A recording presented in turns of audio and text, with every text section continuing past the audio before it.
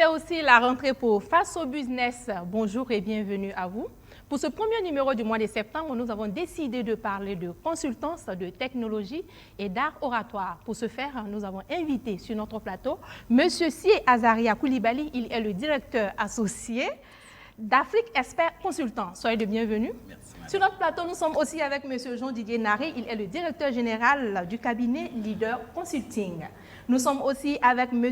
Mahamat Issa Abakar. Il est le promoteur de DroneTech Africa. Et enfin, nous sommes avec M. Jean-Dominique Ouedraogo. Il est animateur à la Ruche Ouaga et vice-président à Asado. Messieurs, soyez les bienvenus. Merci, madame. Alors, sans plus tarder, vous allez nous présenter vos différentes structures. Nous allons commencer avec M. Koulibaly. D'accord. Bonjour, madame, et merci pour votre invitation. Créée par 3 professionnels de l'accompagnement aux entreprises, Afrique Expert Consultant est une SARL. Une SARL qui est un cabinet de conseil, d'études, d'audit, de formation, d'assistance technique aux organisations de la zone UEMOA. Voilà, il accompagne les organisations privées, publiques, associatives à relever les défis de leur quête de performance, à la recherche, de leur recherche également d'innovation et de leurs besoins de transformation. Merci beaucoup pour cette belle présentation. Monsieur Naré, on va parler du cabinet Leader Consulting. Merci pour l'invitation sur votre plateau. Je vous en prie. Alors, le cabinet Leader Consulting, c'est un cabinet de formation professionnelle continue, voilà, qui exerce au Burkina Faso. Et nous proposons aux institutions publiques et privées des formations dans divers domaines, tels que les ressources humaines, la finance, le management, la conduite du changement. Je dirais également aussi le management dans l'administration publique. Nous offrons également des formations pour les assistants de direction. Donc, c'est des domaines un peu variés. Voilà. Et je vois que vous êtes tous les deux dans la consultance. On va parler de l'importance de la consultance. On y revient. Monsieur Abakar, c'est ça? On va parler de DroneTech Africa. Ok, DroneTech Africa, c'est fruit d'une expérience de 3 longues années et des voyages plus de 7 pays africains où la nouvelle technologie n'est plus un secret pour la jeunesse. Et DroneTech Africa, c'est une entreprise de montage et assemblage de drones civils dans les domaines de l'agriculture, et la sécurité et les fonciers. Je pense que c'est innovant parce que jusqu'à présent, les drones viennent très souvent de l'extérieur. Et si on a la possibilité de construire ça ici, je pense qu'il faut saluer cela. Effectivement, parce que les drones sont des outils qu'on peut les adapter en fonction de nos besoins. Il est très idéal qu'on a des structures qui seront capables de faire le montage et l'assemblage en fonction du besoin du client. D'accord. Merci beaucoup. C'est votre nom de famille, hein, Monsieur Abakar. Chez nous, c'est un prénom. C'est un nom de famille, donc ça va un peu me fatiguer, mais je vais m'y faire. Monsieur Ouedraogo, on va parler de Asado. Ok. Donc, on aime assez bien le dire, au commencement était la parole. Il en est de même pour Asado, Association pour l'art et le débat oratoire. Ok, on y va. En effet, au commencement était la parole, ou plus précisément la passion pour la parole. D'accord. En effet, cette association a été créée par des passionnés de débat oratoire et d'art oratoire, tous champions. C'est-à-dire qu'au départ, on était 7, on est 7 à 7 réunis, et chacun de nous a un titre au moins. De meilleur en quoi? Dans quel concours d'art oratoire? Des compétitions d'art, de débat oratoire ou d'éloquence. Ok. Voilà. Donc, et Asado signifie quoi? Asado, c'est Association pour l'art et le débat oratoire. D'accord. Voilà. Donc, nous offrons des formations à la carte, nous offrons des formations groupées pour le débat oratoire, ou plus précisément pour l'art oratoire, comment améliorer son éloquence, comment persuader, comment convaincre. Nous offrons également des formations en développement personnel, car l'un ne va pas sans l'autre. Pour se mettre devant 10, 15, 20, 100 personnes et parler, il faut de la confiance en soi. Donc, c'est essentiellement les 2 domaines dans lesquels nous exerçons. Et notre public est divers et varié. Nous nous adressons aux élèves, également aux étudiants, aux professionnels, aux entrepreneurs. D'accord, je pense que c'est tout public. Hein. Effectivement, pour ne pas plager quelqu'un de 7 à 77 ans. Ça peut passer. Merci beaucoup. Alors, ici, on a l'habitude de parler de notre parcours, voilà, de nos débuts, les difficultés qu'on a rencontrées, parce qu'on veut inspirer aussi les jeunes. Monsieur Koulibaly. Oui, votre parcours. Bon, parler de parcours. Au niveau scolaire, on va dire déjà formation académique. Je suis titulaire d'un bac C de la République de Côte d'Ivoire. ensuite d'un diplôme d'adjoint technique de la statistique de l'École nationale de la statistique et de l'économie appliquée. Après ce diplôme-là, je suis allé travailler en tant que fonctionnaire, au niveau de l'État de Côte d'Ivoire. J'ai été à la direction des ressources humaines du ministère de la Santé en tant que chargé d'études. J'ai aussi travaillé au programme national de la lutte contre le VIH-Sida en son temps qui s'appelait le PENPEC en tant que chef du service administratif et financier. J'ai fait ensuite une autre formation, cette fois-ci à Dakar, au Sénégal, au CESAG, Centre africain d'études supérieures en gestion, où j'ai obtenu, où j'ai obtenu la maîtrise professionnelle en gestion des entreprises et des organisations. Avec cette formation, j'ai commencé à travailler dans le consulting. Là, j'ai fait le cabinet Performance Management Consulting dans le secteur privé, donc en tant que salarié. Ensuite, je suis venu au groupe NCA au niveau de la holding NCA Participation, où j'étais assistant au DRH groupe.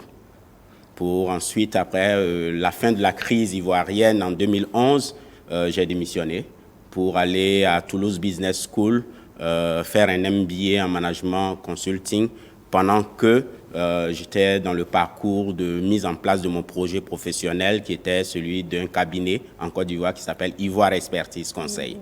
Voilà. Donc ça, c'est le parcours et aujourd'hui, je viens à la suite de ça au Burkina Faso pour créer le cabinet Afrique Expert Consultant. Je suis consultant individuel pour beaucoup de cabinets de grande renommée tels que KPMG Côte d'Ivoire, Deloitte Côte d'Ivoire, Ernst & Young Côte d'Ivoire. C'est un grand groupe conseiller. Voilà, Conseil Santé France, avec qui d'ailleurs j'ai fait une mission au Burkina Faso pour le compte du ministère de la Santé. J'ai aussi travaillé avec Apt Associates, qui est un cabinet américain, mais aussi avec une filiale en Côte d'Ivoire. Je travaille pour le Burkina, j'ai travaillé avec le cabinet Duradev. J'ai travaillé également avec le cabinet Yons Associates et Biga SARL.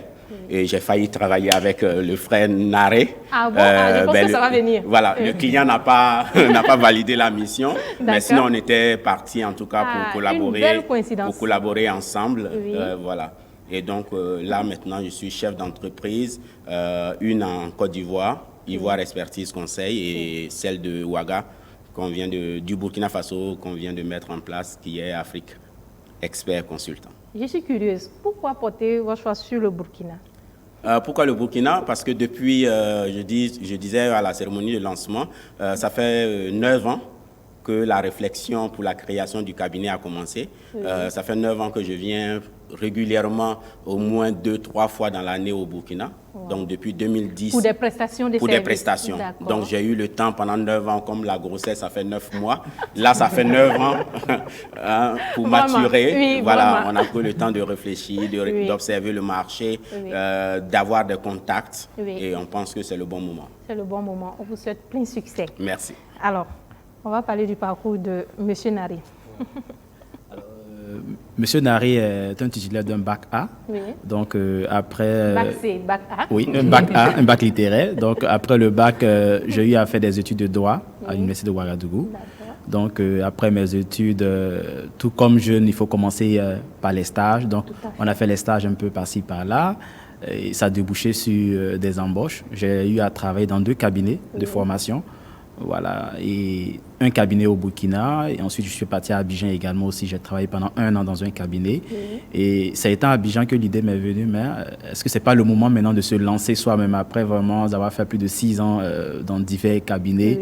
C'est le moment, on a acquis une certaine expérience, on a un carnet d'adresses assez riche, il faut maintenant se lancer. Et là, j'ai décidé de rentrer au Burkina depuis 1 an, j'ai monté mon cabinet. Et ça fait 1 an que Leader Consulting est sur le marché. Et bon, on essaie de faire un peu. Non, et on espère que ça va y aller. Et on espère, bien sûr. Et on espère. Merci beaucoup, Monsieur Naré. Monsieur Abaka. Oui, j'avais commencé à partir du lycée. Oui. Et juste après le BPC, parce que j'ai fait mon BPC en classe de 4e, tellement qu'il était pressé. Normalement, il fallait le faire ça en 3e. En classe de 4e. Voilà. Vous avez fait votre BPC. Voilà, c'est candidat libre. Oui. Et après ça, tout de suite, je me suis inscrit dans une école technique et en même temps dans une école générale en fait. Les matins, et vous avez eu votre BPC en quatrième, oui. Félicitations. Et j'ai commencé sans faire l'autre et sans perdre beaucoup de temps. Oui. Tout de suite, je me suis inscrit dans 2 écoles. Les matins de 7h à 12h, oui. Je suis dans l'école lycée Forlami. Oui. Et à partir de 14h, moi je suis dans une école technique en formation en électricité, froid et climatisation. Oui. Parce que j'avais un peu la passion pour la technique, mais les parents veulent à ce que je sois toujours dans les généralistes. Vous faites pour les parents le matin, oui. L'après-midi, vous faites pour moi. Donc, non, ce sont des secrets, on vous partage. Hein. Donc, plus de conflits avec papa et maman. Voilà. Papa dit, tu aimes le football, va à l'école. Tu vas à l'école, tu fais le football. C'est ça. Oui, donc tout de suite, j'ai grouillé. Moi-même, j'ai trouvé 75 000 francs. Oui. Je suis allé m'inscrire dans cette école. J'apprenais l'électricité. J'apprenais l'électricité, froid, climatisation, toutes ces choses-là, dans l'après-midi. Et tout de suite, j'ai commencé à m'intéresser à l'informatique. Oui. J'ai dit, il faut ajouter d'autres compétences. Donc, j'ai fini là-bas à partir de 18h, mais de 20h à 22h30, je dois suivre le cours d'informatique. Ouais. J'avais fait ça pendant 3 longues années, en fait. Ouais. Et ça m'a vraiment mis complètement à terre, en fait. Quand, ça épuise. Voilà, ça épuise. Oui. Du second jusqu'à la terminale, donc c'est-à-dire j'ai déjà tout de suite eu les 2 bacs au même moment. J'ai eu le bac D et en même temps j'ai le bac E. C'est possible de faire 2 bacs en même temps? Ah oui, les périodes ne sont pas les mêmes. J'avais les fait. L'autre, c'est bac professionnel. Et c'est dans quel pays? C'est au Tchad. Au Tchad, ok. Voilà, au Tchad. Merci pour l'information. Et j'avais fait, en fait, bac professionnel. Oui. Et puis, l'autre bac D qui est normal, cycle normal académique. Donc, c'est ce que j'avais fait. Tout de suite après ça, et en fait, je me trouvais dans un environnement où l'orientation posait assez de problèmes. Donc, je ne savais pas quelle filière il fallait faire, en fait. Je suis dans l'embarras du choix. Tout de suite, j'ai fait concours de médecine. Oui, j'obtiens les concours de médecine. C'est comme quand on manque de guides. Oui. C'est ça, au fait. Et tout de suite, j'ai obtenu le concours de médecine. Oui. Et j'ai fait un truc de 7 mois de cours en médecine. Va et vient. Donc, mais est-ce que entre vous avez la motivation? Non, je n'avais pas la motivation. Ouais. Et tout de suite, je ne partais pas au cours à un certain moment et je suivais mon cours d'anglais. Je me suis inscrit dans un centre d'anglais. J'ai dit, maintenant, comme je connais l'informatique, la médecine, c'est que je vais laisser ça. Parce que 7 ans là, moi, je trouve que c'est très, très long, en fait. Et en fait, je trouve que c'est très, très long, en fait. Oui. Et je trouve que les gens aussi ne partent pas très vite, en fait. Je veux que les gens aillent vite, oui, c'est très lent. Oui. Donc, j'ai commencé à faire mon cours d'anglais à un certain niveau. Ils étaient venus, nous ont donné une bourse de 230 000 francs. Oui. J'ai dit, voilà la bonne chose. J'ai pris cette somme d'argent-là. J'ai dit, médecine, bye, bye. J'ai laissé. Après avoir abandonné ça tout de suite, j'ai dit à mon papa que je vais faire une bonne école, en fait, une très grande école, que je voulais faire ça aux États-Unis. Il dit, non, ça, c'est pas possible. Tu sais que c'est cher, c'est quoi, rentrée-sortie. Problème de financement. Oui, j'ai dit, ok, si c'est le cas, c'est que je ne vais pas continuer la médecine. J'ai laissé, je suis allé au Cameroun. Oui. J'ai fait 8 mois là-bas, dans un centre de langue. Oui. Et en anglais, oui, non, j'ai déjà fini avec l'anglais. Je commence l'espagnol et l'allemand. Okay. Oui, j'apprends les 2 langues pendant 10 mois de façon successive. Dès que j'ai fini, je reviens au pays. Je faisais des papiers pour devenir un commerçant.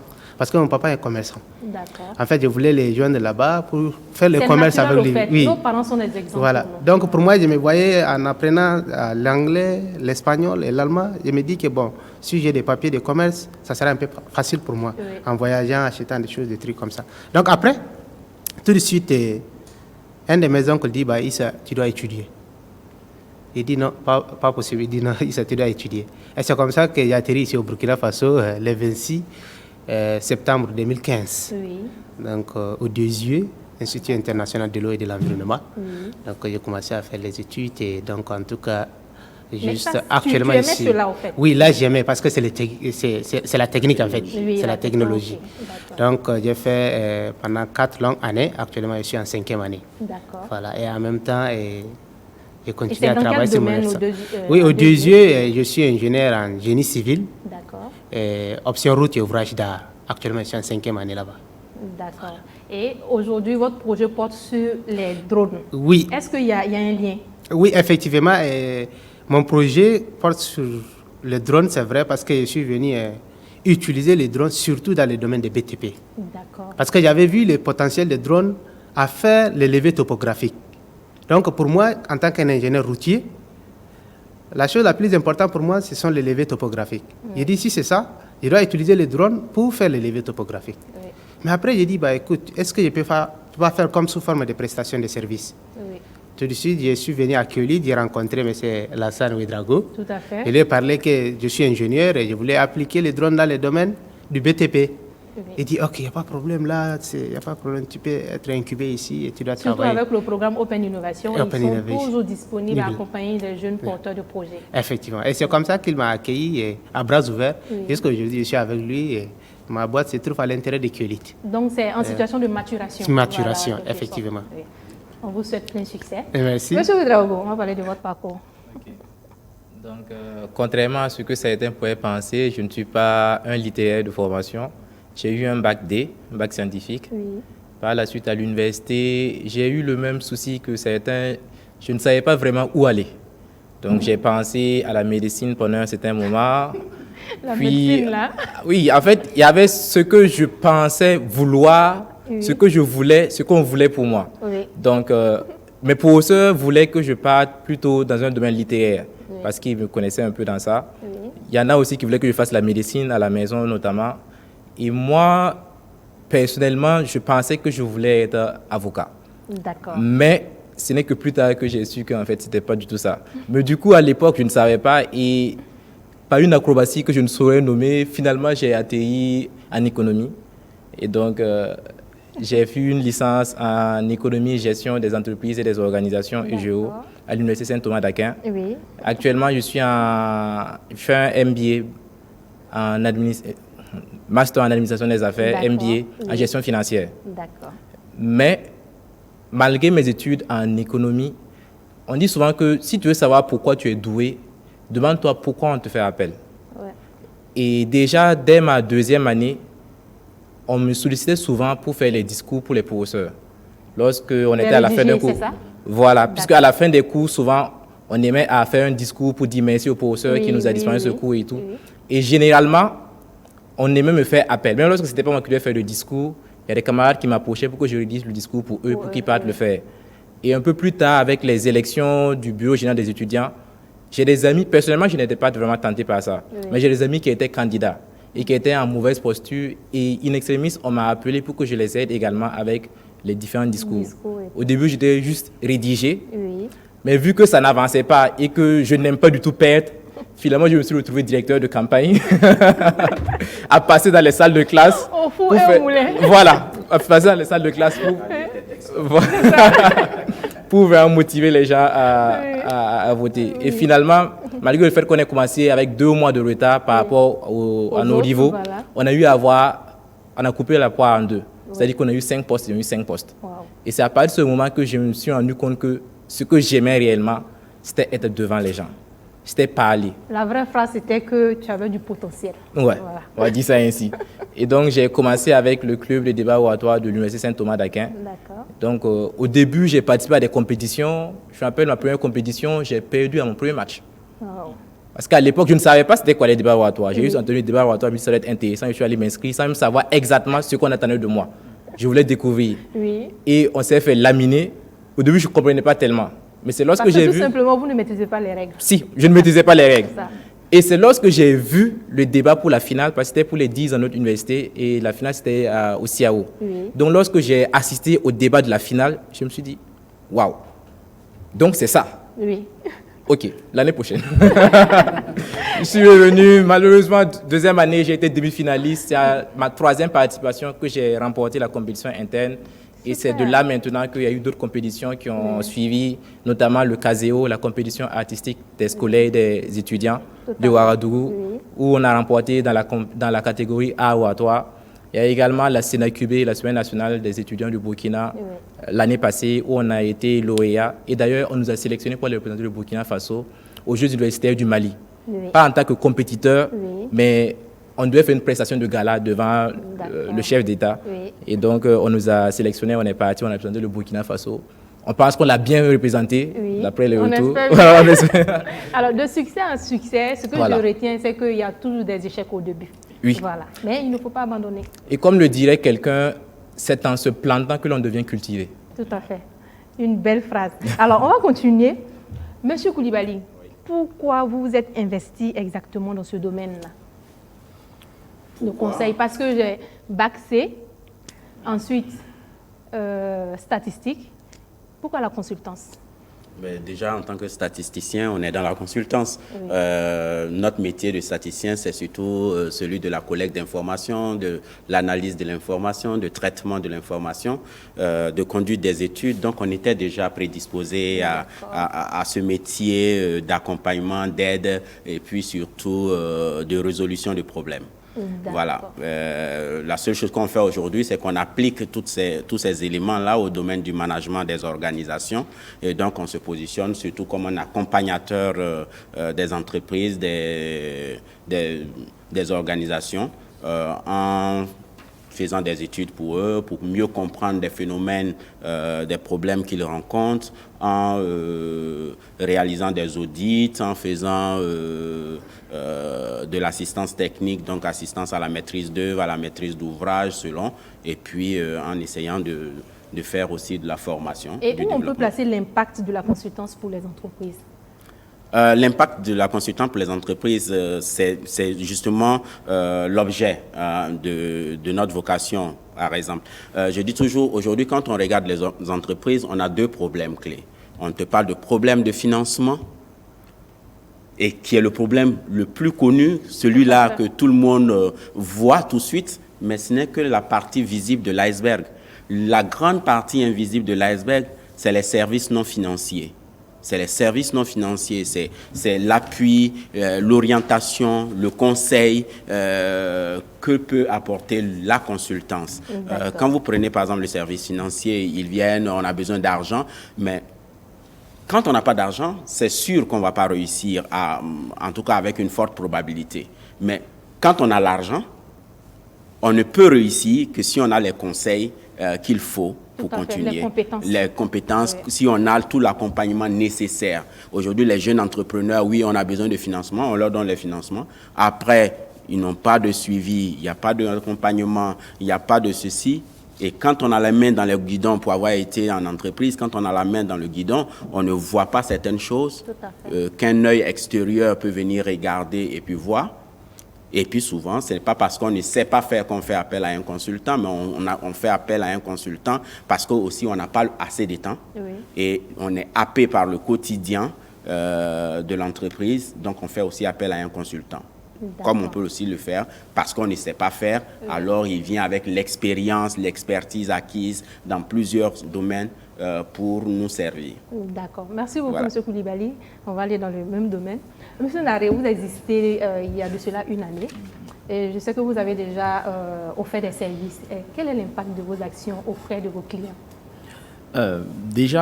Bon, pour revenir d'abord même à la première question, pourquoi avoir déjà créé le cabinet Leader Consulting? Bon, je peux dire que depuis l'université, j'ai toujours eu cette envie d'être chef d'entreprise. Je ne sais pas, pendant que mes amis, chaque année, déposaient les concours, moi, j'avais en tête finir mes études, créer de l'emploi. J'étais obnubilé par ça parce que j'avais des aînés qui avaient monté leur entreprise, ça marchait.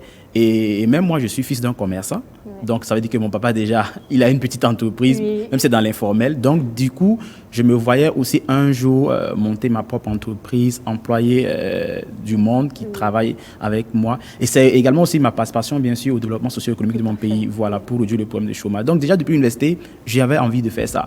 Mais on ne devient pas chef d'entreprise comme ça, il faut d'abord acquérir une certaine expérience. Donc, raison pour laquelle j'ai d'abord travaillé dans pas mal de cabinets. Comme on le dit, ne saute pas les étapes. Voilà, il faut être patient. Donc, j'ai travaillé dans pas mal de cabinets. J'ai vraiment pris le temps pour apprendre vraiment le métier, essayer de me forger davantage. Et à un moment donné, le déclic s'est fait lui-même. Le déclic est venu, Didier, lance-toi maintenant. Au départ, c'était pas facile parce qu'on a la peur. Est-ce que ça va marcher? Est-ce que je vais pas me fracasser? Et souvent, tu as des amis qui te disent, oh non, ça, faut pas te fatiguer. Le secteur, il est saturé. Tu vas pas t'en sortir. Et du coup, il y a des jours, tu es découragé. Mais à un moment donné, j'ai dit, bon, lance-toi. Ce qui est sûr, si ça marche, tant mieux. Ça ne marche pas aussi. Au moins, tu aurais appris quelque chose. Et c'est comme ça, je suis rentré au Burkina. J'ai pris des conseils avec des aînés, et j'ai lancé le cabinet et puis voilà comment, ça fait 1 an maintenant que je fonctionne. D'accord. Voilà. Et aujourd'hui, comment vous voyez votre impact pour les différents clients auxquels vous prestez? J'ai déjà des retours positifs. Avec tous les clients avec lesquels j'ai travaillé, il y a des retours positifs. Et pour la petite anecdote, le mois de juin, j'ai proposé une formation à une structure burkinabé. La formation s'est déroulée à Abidjan. Et comme ça, après la formation, je suis rentré, j'étais à Ouaga. Un après-midi, on m'appelle, Monsieur Naré, on nous a parlé que voilà, vous avez fait une formation pour telle structure. De bouche à oreille, cette structure m'a contacté comme ça. Donc, je me dis que c'est l'impact positif que mes clients ont qui font que, voilà, on me recommande à certaines structures. Voici un cabinet sérieux qui travaille dans tel domaine. Donc, c'est un peu ça. Exactement. Merci beaucoup, Monsieur Naré. Monsieur Abaka, Oui. on va parler de l'impact de Drone Tech Africa. Quelles sont les solutions exactes que vous voulez apporter? Vous voulez répondre à quels besoins? Ok. C'est que, il faut que je vous dise un peu la problématique ici, c'est le manque de drones sur les marchés. Et aussi, les drones qui sont sur les marchés, le coût est très élevé. Tout à fait. C'est pas donné à tout oui, le monde. à voilà, tout le monde. d'avoir... Donc maintenant, à ce niveau, on sait très bien que d'ici 2040, nous serons plus de 2 milliards. Et la population africaine sera plus de 2 milliards. Et plus de 1,2 milliard sera une population active. Et toute cette population, il faut la nourrir, il faut la sécuriser. Et il faut aussi la soigner. Oui. Et avec les drones proposent des services. Le drone n'est rien autre qu'en fait, c'est un objet volant et tu les conditionnes en fonction de ton besoin. Tout à fait. Et ici, dans le domaine de l'agriculture, ce que nous faisons de la photographie aérienne, photographie de précision, la cartographie en 3D. Nous aussi faisons des courbes de niveau des parcelles avec les drones. Et toutes ces choses-là, nous détectons aussi des maladies des plantes avec les drones. Et ce qui aide énormément les agriculteurs à augmenter leur rendement. Et on va leur dire aussi également les quantités d'eau dont ils auront besoin pour leurs champs.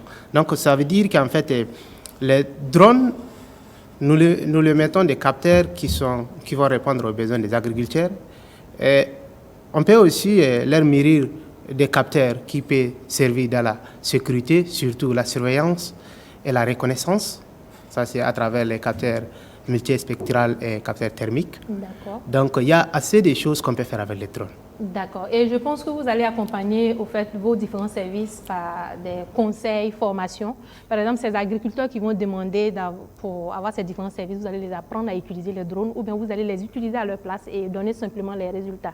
Non, on fait notre prestation de services à plusieurs niveaux. Dans un premier temps, on est en train de faire une plateforme qu'on va mettre en ligne, que chaque agriculteur soit capable de suivre l'évolution de son champ.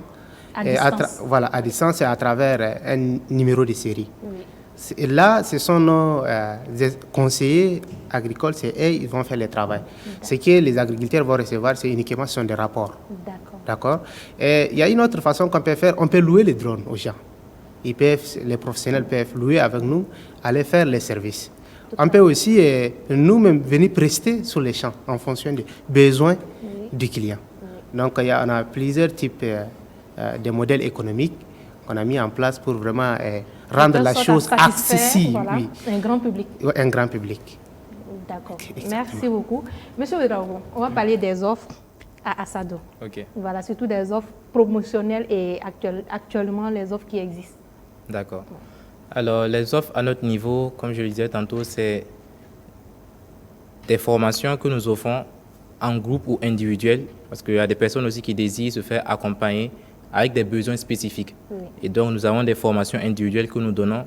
Nous avons également des formations en groupe, des formations pour des entreprises, pour des structures, pour nous contacter pour qu'on vienne et identifier en fait le besoin. Oui. Parce que fort malheureusement, souvent, les gens savent qu'il y a un manque, mais ne savent pas en fait ce qui leur manque. Oui. Donc, nous faisons cela, c'est-à-dire que nous avons... avons... Une sorte de diagnostic. Voilà. Okay. Nous avons un diagnostic. Et d'ailleurs, pour toutes les formations que nous offrons, nous faisons passer d'abord... Nous n'avons pas de module fixe. Il y a la carcasse, qui est évidemment les fondamentaux, mais le reste, nous le faisons avec les besoins de nos clients. C'est-à-dire les personnes, lorsque vous venez, ça peut être le stress qui est votre problème. Oui. Ça peut être la gestuelle, ça peut être la rédaction même du discours, ça peut être le rendu, la communication non verbale. Oui. Et donc, en fonction de ces différents tas-là, nous voyons en fait qu'est-ce qui sera le plus adapté pour nos clients. Actuellement, la formation professionnelle que nous avons, c'est une formation approfondie sur 3 mois que nous donnons, qui commence cette semaine-là, ce week-end-là, le samedi 7, et qui va se dérouler jusqu'en fin novembre. D'accord. Et la participation coûte combien? La participation coûte la modique somme de 15 000 francs par mois et par module. Et par mois, par module. Parce que chaque module se déroule sur 1 mois. D'accord. Et donc, les 3 mois, c'est 3 modules, et donc le tout, c'est 45 000 francs. D'accord. Voilà. Merci beaucoup. Merci On va aller chez Afrique Expert Consultant. Est-ce qu'actuellement, vous avez des offres pour le Burkina Faso? Vous venez de faire votre lancement, pas plus tard que le samedi dernier. Voilà. On veut savoir un peu plus sur les différentes offres actuelles. OK. En tant que cabinet d'accompagnement des entreprises, nous, notre spécialisation, c'est surtout le conseil, l'audit, les études. Mais on fait aussi de la formation. Donc, pour le dernier trimestre de l'année 2019, ce matin, on lançait comme ça sur les réseaux sociaux que c'est aussi la rentrée des classes à Afrique Expert Consultant. Et donc, nous avons 3 séminaires que nous allons organiser pour justement, à travers les séminaires, ça nous permet de nous faire connaître par les entreprises et puis d'être au fait des réalités de ces entreprises au niveau du Burkina. Et donc, nous avons 3 offres. La première, c'est en octobre. C'est en octobre, c'est sur le pilotage social des entreprises, les outils de pilotage social des entreprises, notamment l'audit social et le contrôle de gestion sociale. Pourquoi social associé à ces différents audits, contrôle de gestion? Parce que ça porte sur l'humain dans l'organisation. On sait bien que la performance d'une organisation repose sur ses ressources humaines. Et donc, or, le pilotage de l'organisation appelle aussi le pilotage du social. Donc, comment piloter le social? Quels sont les outils que les managers ont à leur disposition pour piloter ce social-là?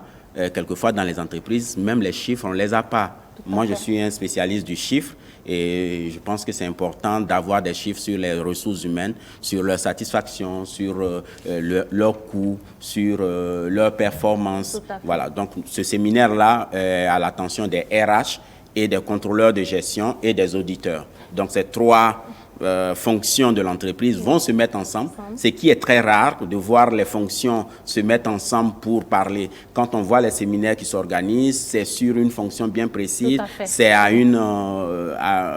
des directeurs bien précis. Ici, on a besoin du directeur de l'audit, du directeur des ressources humaines, du directeur du contrôle de gestion, pour les mettre les 3 ensemble, pour leur dire cette problématique-là, vous devez collaborer, il faut apprendre à le faire, voilà comment est-ce qu'on collabore et comment est-ce que chacun apporte à cette problématique.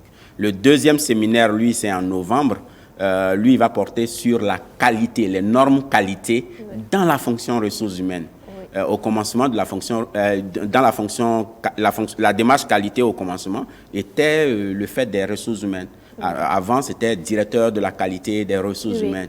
Et puis, quand la qualité est devenue assez mature, elle s'est détachée et elle est devenue une fonction à part entière. Donc, aujourd'hui, nous avons évalué les démarches qualité, puisque nous collaborons avec les associations de qualité dans les pays de l'UEMOA. Nous avons évalué la démarche qualité dans nos entreprises. Un des gros freins de cette démarche qualité, c'est qu'il y a incompréhension souvent entre la fonction ressources humaines et la fonction qualité, le management qualité de l'entreprise. Le manager qualité, il arrive avec des normes qui dictent des dispositifs. Il faut faire ci, il y a telle chose à mettre en place, il y a telle chose à faire suivre, mais il n'est pas forcément le spécialiste de ces choses qu'il y a à faire. Quand il dit qu'il faut un manuel de procédure, mais les procédures, elles sont de divers ordres. Il y a d'autres personnes qui doivent s'impliquer. On ne peut pas abandonner ça aux mains du qualiticien. Quand on dit dans la norme qualité ISO 9001, version 2015, qu'il faut, par exemple, une description des postes, mais ce n'est pas le qualiticien qui n'a pas totalement toute la compétence pour le faire seul. La fonction ressources humaines est le spécialiste de ça. Et souvent, comme c'est le qualiticien qui est venu en parler le premier au chef d'entreprise, ben c'est à lui qu'on confie le projet et le RH ne veut pas s'impliquer comme il faut. Et finalement, l'entreprise se retrouve avec des fiches de poste qui ne sont pas de qualité. Oui. Il y a encore d'autres choses et finalement nous disons on va faire un séminaire sur les normes qualité dans la fonction ressources humaines. Et là, nous allons réunir les directeurs, les responsables et cadres qualité de la fonction qualité et ceux des ressources humaines encore là pour se parler. Et puis le dernier séminaire que nous organiserons, en tout cas comme activité pour 2019, c'est en décembre. Et là, c'est le management organisationnel et style de management. Parce que la ligne hiérarchique, les managers de l'organisation, la ligne hiérarchique de l'entreprise est un maillon essentiel de la performance de l'organisation. De la façon dont elle va gérer les ressources humaines que vous mettez à sa disposition, ce qu'on appelle le management d'équipe, va dépendre de la performance de cette équipe-là. Même son implication dans la constitution même de son équipe, son impact sur la motivation, son impact sur la détermination des objectifs et leurs évaluations, Son esprit de leadership aussi. Son leadership sont autant d'éléments. Donc, nous offrons un séminaire et cette fois-ci, c'est l'ensemble du comité de direction des entreprises qui est intéressé pour que tous ensemble, ils se mettent et que chacun, parce que souvent, on n'arrive pas à un poste de manager parce qu'on a le leadership et qu'on a une compétence managériale, mais parce qu'on a été le meilleur technicien. Et on est un bon technicien et on nous promeut. Des études l'ont démontré. Et quand on nous promeut, on oublie de nous accompagner parce qu'on n'a pas appris ça forcément à l'école. Et maintenant qu'on est dans la fonction, il faut qu'on l'apprenne. Donc nous avons ce séminaire-là qui nous permettra donc de pouvoir rencontrer l'ensemble des lignes hiérarchiques de nos entreprises, surtout au Burkina. Et puis à ce moment-là, de pouvoir voir comment est-ce qu'on intègre ces entreprises-là à travers les problématiques qu'on aura pu identifier ainsi pour leur apporter toutes nos compétences, notre expertise en matière de transformation, en matière de performance et en matière d'innovation. D'accord. Voilà qui est bien présenté les différents modules. À la fin, vous allez nous laisser vos contacts pour plus de renseignements, ces personnes qui seront intéressées par ces différents modules. Monsieur Nari, on va parler des offres dans le cabinet Leader Consulting.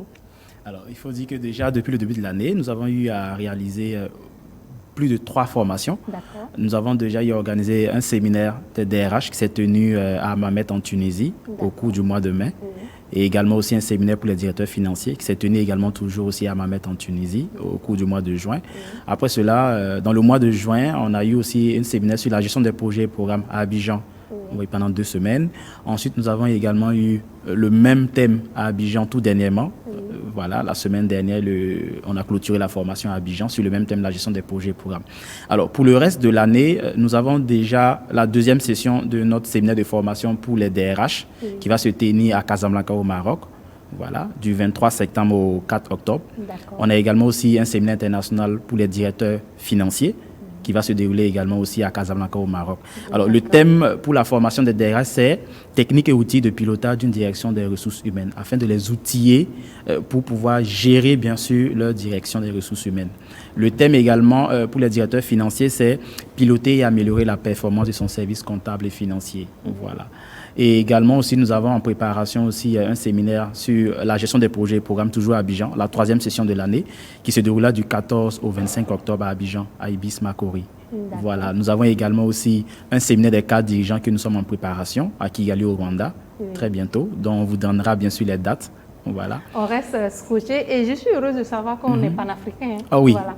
Aujourd'hui, nous essayons d'aller un peu plus vers les autres pays. Par exemple, lorsque vous allez ailleurs, ça vous permet de vous confronter à d'autres réalités. Vous prenez l'expérience des autres pays et vous revenez et vous mettez ces expériences-là au profit maintenant de vos organisations. Voilà. Donc, l'idéal, c'est ça, c'est de permettre aux participants... ce sont des séminaires internationaux qui regroupent pas mal de nationalités. Donc, c'est vraiment un grand partage d'expérience. Et très enrichissant. Lorsqu'on revient chez soi, on a une expérience avec peut-être un collègue du Mali, du Niger, de la Côte d'Ivoire, du Gabon, du Tchad, effectivement. Donc, on revient vraiment avec beaucoup de choses vraiment qu'on peut mettre au profit de son organisation. D'accord, je vais continuer avec vous. Pour une entreprise qui vient d'être créée, quel est votre secret face à la concurrence? Qu'est-ce qu'un jeune entrepreneur doit avoir comme atout pour pouvoir vraiment s'installer sur le marché?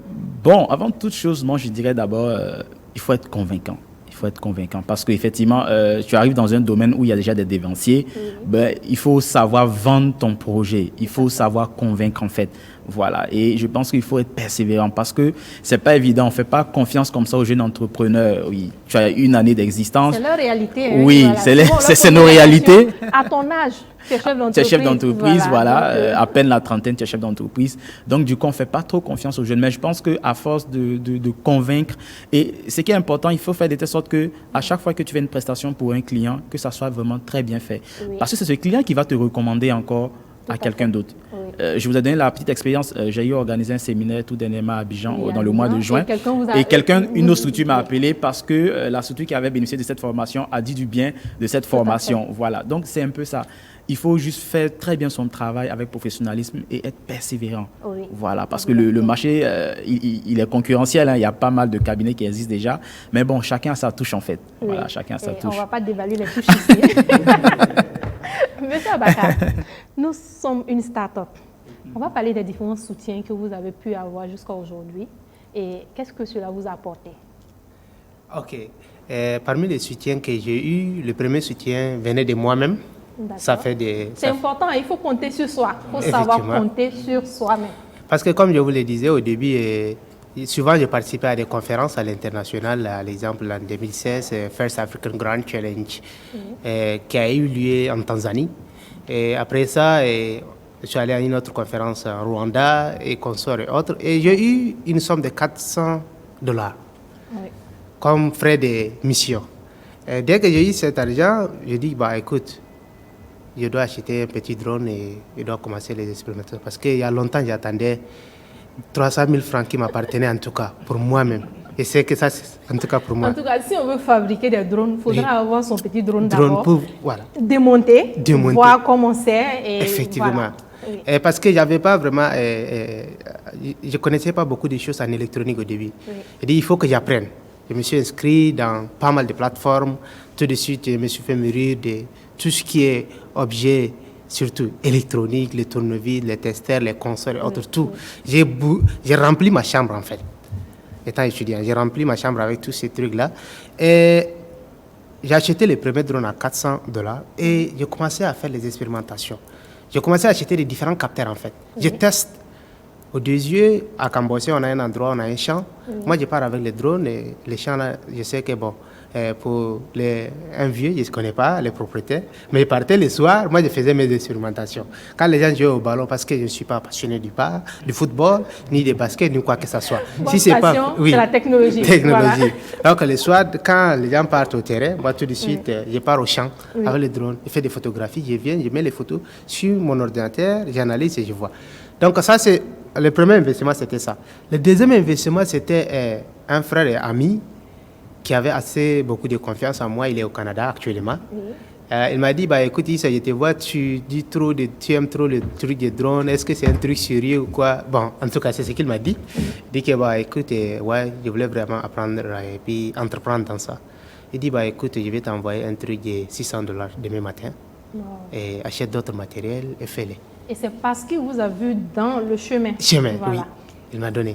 Et du coup, tout de suite, j'ai commencé à acheter plein de choses et j'ai commencé à faire de bonnes expérimentations. J'ai commencé à avoir de très bons résultats.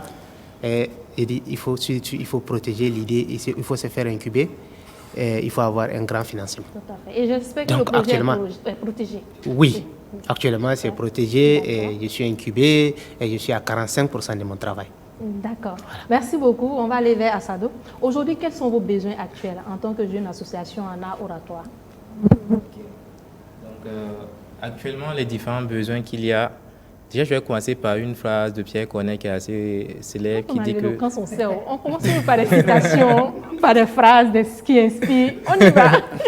On dit qu'aux âmes bien nées, la valeur n'attend point le nombre d'années. Tout à fait. Mais fort malheureusement, dans le pays africain, surtout au Burkina Faso, la phrase est un peu plus longue parce que ici c'est plutôt aux âmes bien nées, la valeur n'attend point le nombre d'années, mais la reconnaissance est de nature plus patiente. Il faut être beaucoup patient. Il faut être beaucoup patient parce que vu que nous sommes tous des étudiants, c'est-à-dire que notre association est composée que des étudiants ou des étudiants qui sont en train de finir leurs études. Tout à fait. Donc nous sommes relativement jeunes Et donc, lorsque nous partons faire des formations, lorsque nous posons des formations souvent pour des entreprises ou lorsque nous aurons des formations, il y a des gens qui s'inscrivent et lorsqu'ils arrivent, qu'ils voient que c'est des genoux qui sont devant, il y en a qui se raidissent. Parce que nous avons ici la culture que c'est avec l'âge que vient la sagesse. Tout à fait. Et donc, il y a beaucoup de personnes qui sont réticentes à vouloir investir dans des personnes qui sont jeunes, à faire confiance à des personnes qui sont jeunes. Parlons terre à terre. Oui. Ils ne veulent pas que son petit frère ou sa petite soeur vienne lui apprendre à parler Exactement. ou à rédiger un texte. Exactement. C'est la réalité qui est là, au fait. C'est ça. Oui. Et donc, c'est souvent assez compliqué. Ce n'est qu'après, lorsque ces personnes apprennent à nous côtoyer, lorsque nous travaillons avec ces personnes-là, qu'ils se rendent compte que finalement, C'est professionnel. c'est professionnel. Et actuellement, nous avons une personne qu'on appelle notre papa au niveau de notre association, qui est une personne de la cinquantaine que nous avons eu à former. Dernièrement, c'était en avril dernier. D'accord. Et à la fin de la formation, malheureusement, pour des raisons professionnelles, il n'arrivait pas à être là tout le temps. D'accord. Mais à la fin de la formation, il nous a amené de côté, il nous a dit, par exemple, que vraiment, lorsqu'il nous regarde, lui, il a foi au Burkina Faso de demain. Oui. Et que nous sommes des exemples. Même pour lui qui est âgé, Oui. il nous considère comme des exemples. Oui. Et le jour, je pense que même si, en tant que bon garçon, on n'a pas pleuré, il y a quand même eu un regain d'émotion. Tout à fait, oui. La Et donc, reconnaissance. la reconnaissance. Oui. Et actuellement, contrairement à ce que beaucoup de personnes disent, notre besoin n'est pas en termes financiers, Oui. mais en termes d'abord de reconnaissance et d'offrir, tendre la main. Oui. C'est nous permettre de faire nos preuves et souvent ne pas fermer la porte parce que ce sont des jeunes qui viennent taper. Éviter les préjugés. Quand on vous Effectivement. laisse faire et ensuite on vous juge sur Voilà. le résultat. C'est ça. Si c'est bon, on continue ensemble. Si c'est pas bon, voilà, on arrête. On arrête. D'accord. Donc c'est exactement Je cela. pense que le besoin il est noté. La population vous a entendu et j'espère que maintenant ça va bien se dérouler. On espère également. Monsieur Koulibaly, on va parler de vos besoins. Les besoins aujourd'hui au niveau de Afrique Expert Consultant, nos besoins, c'est que bientôt on va lancer un recrutement pour 2 juniors. D'accord. Parce que le cabinet, c'est aussi ça, on a besoin de petites mains pour faire un certain nombre de choses. Tout à fait. Et puis on a 2 autres programmes qu'on va lancer. Le premier, c'est le programme d'agrément de consultants nationaux. Tout à fait. Parce que pour pouvoir bien faire notre travail au niveau national, au niveau du Burkina, il nous faut avoir quelques consultants au niveau national. On va en prendre une trentaine qu'on va agréer. C'est pas une embauche, mais au moins des gens qui sont agréés Oui, c'est ça. et qu'on va former À temps partiel, voilà, qu'on va former à notre méthodologie et à nos méthodes de travail pour pouvoir ensuite les utiliser. On a déjà un carnet d'adresses de consultants internationaux parce que nous faisons partie de plusieurs associations de consultants. Donc, on a déjà des consultants internationaux, mais on a besoin de consultants sur le plan national. Et puis, le deuxième programme, c'est celui des stages professionnels dans le cadre de notre politique RSE. Et c'est ce que nous avons fait en Côte d'Ivoire, c'est que nous aimons transmettre. Le savoir, il ne crée de la valeur que lorsqu'il est partagé. Tout à fait. Oui. Voilà, donc nous essayons de partager avec la jeune génération notre expertise pour que justement nous puissions nous en disposer quand on en a besoin pour les entreprises, Oui. mais aussi que ces personnes-là puissent les offrir également dans les entreprises. Ça, c'est notre politique RSE. Oui. Et donc, ce sont des besoins, ce sont des programmes qu'on va lancer en tout cas d'ici fin de l'année pour que nous soyons tout prêts pour attaquer 2020. Voilà, ça c'est ce que nous sommes en train de préparer actuellement. La technique vient de m'informer que nous sommes presque à la fin de l'émission. Alors, un dernier mot. Mais un dernier mot, c'est déjà de dire merci à la direction générale de BF1 pour l'opportunité qu'elle offre justement à des jeunes entrepreneurs de venir parler de leur activité. Tout à fait. L'autre chose, c'est à l'endroit des acteurs de l'économie burkinabé. Leur dire, Afrique Expert Consultant est là. Oui. Nous sommes là pour les accompagner, les aider à relever leurs défis. Et puis, on voudrait également dire merci à l'équipe, en tout cas de production, et à vous-même pour cette invitation. Merci à vous aussi. Voilà. Juste un contact rapidement. Un contact, il y a le contact de notre assistante de bureau qui est le 07 37 2 x 05. Et puis le mien qui est le 54 08 84 23. Merci beaucoup, monsieur Koulibaly. Monsieur Nari, vos conseils rapidement et puis un dernier mot. Alors, vos besoins, pardon. Bon, nos besoins actuellement, c'est bien sûr faire évoluer le cabinet, recruter plus de personnel pour pouvoir bien sûr arriver à satisfaire bien sûr la demande et aussi aller également s'imposer aussi à l'international. Il ne faut pas rester cantonné seulement au Burkina. L'idéal, c'est d'ici 2020 pouvoir ouvrir le même cabinet leader consulting à Bamako, à Niamey. Mais bon, on verra bien. C'est possible. C'est possible. Oui. C'est possible. Et également, le dernier message que j'ai, c'est d'abord vous remercier pour l'invitation sur votre plateau. Oh là là, merci à vous aussi. Voilà, merci à la direction également de BFM pour l'invitation. Oui. Et c'est remercier aussi tous ceux qui ont déjà eu à apporter leur confiance au cabinet Leader Consulting. On vous remercie déjà pour cette confiance que vous placez en nous. Et nous exhortons les autres à, bien sûr, nous contacter pour, bien sûr, le renforcement des capacités de leur personnel. Nous pourrons, bien sûr, avec eux, étudier, faire des propositions et je pense que ça a un très bon partenariat. Et votre contact? Alors, le contact, nous sommes situés à Ouaga 2000 ici, sur l'avenue Sambène Ousmane, non loin de l'ambassade des États-Unis, le cabinet. Le contact, c'est le 76 55 22 92 ou le 72 35 98 26. Et le email, c'est leaderconsultingbf@gmail.com. D'accord, message bien passé. Alors, on est avec notre promoteur de Drone Tech.